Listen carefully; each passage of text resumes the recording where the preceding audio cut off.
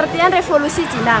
Revolusi Cina atau disebut dengan revolusi Qinghai adalah revolusi di Cina yang bertujuan untuk menyingkirkan etnik Manchu, mengembalikan dominasi etnik Han dan membentuk pemerintah bersatu. Revolusi yang dimulai pada 10 Oktober 1911 ini menghasilkan suatu pemerintah baru dan pertama di Asia yang berbentuk republik.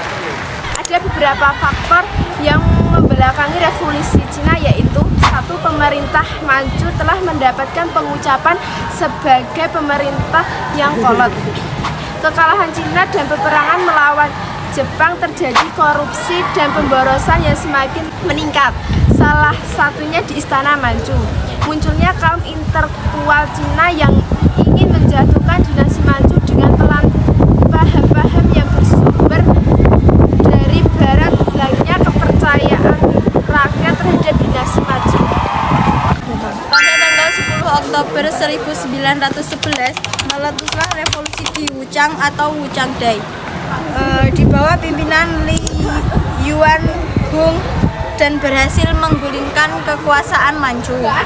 Pada tanggal 1 Januari 1912, Sun Yat-sen dipilih menjadi presiden Tiongkok.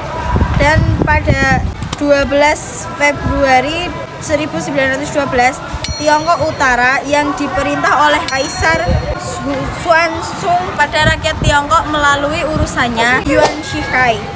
Nah, pada tahun 1916 Yuan Shikai itu meninggal dan meninggalkan negara dalam keadaan perpecahan. Setelah Perang Dunia Kedua usai, perang saudara antara kaum nasionalis dan kaum komunis itu mulai berkobar lagi. Perang baru selesai pada tahun 1949 dan dimenangi oleh kaum komunis di bawah pimpinan Mao Zedong. Berharap suatu hari bisa membebaskan Tiongkok daratan secara keseluruhan dari penguasaan Partai Komunis Tiongkok. Revolusi industri berhasil menumbangkan kekaisaran dinasti Manchu pada abad ke-1911 dan itu berhasil mengubah pemerintahan di Cina menjadi republik. Salah satu yang membawa ide-ide perubahan tersebut yaitu Dr. Sun Yat-sen yang menginginkan ajaran tersebut didasarkan pada San Min Su Ai yang artinya nasionalisme, demokrasi, dan sosialisme. Ajaran tersebut dalam bahasa Inggris dikenal dengan istilah Three Principles of the People atau San Min Doctrine atau Minsu atau nasionalisme yang berarti bangsa dan negara. Ajaran ini juga memberikan ide-ide bagi negara-negara untuk bangkit melawan kolonialisme dan menyerahkan nasib bangsa ke tangan bangsa itu sendiri. Yang kedua, Minsu atau demokrasi yang artinya kekuasaan rakyat atau pemerintah rakyat itu dijalankan oleh rakyat itu sendiri. Yang ketiga, Minseng atau sosialisme yang artinya penghidupan, keberadaan sosial, ekonomi nasional, dan kebersamaan. Yang artinya dalam ajaran ini Dr. Sun Yat-sen itu menginginkan ajaran ini lebih cenderung sebagai asas kehidupan. Dampak revolusi Cina bagi masyarakat dan dunia dibagi 5 diantaranya. 1. Rakyat massa dipersilahkan mendidik diri dalam mengorbankan revolusi kebudayaan. 2. Keberanian untuk melangkah maju telah berhasil menumbangkan yang menganut sistem kapitalis. 3.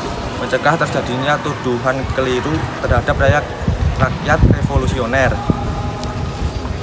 4. Sasaran pokok dari revolusi kebudayaan adalah menumbangkan unsur-unsur dalam partai komunis yang menganut paham kapitalis. 5. Revolusi sosialis yang telah mencapai suatu tahapan baru telah menegakkan orde baru yang mengembangkan gagasan dan kebudayaan baru. Ada beberapa faktor melatar belakangi terjadi revolusi Cina.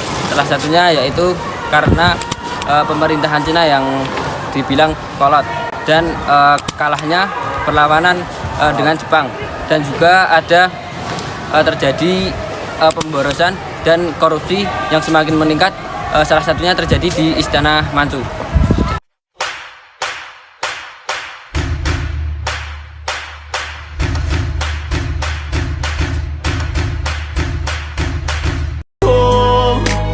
算为你赴汤蹈火。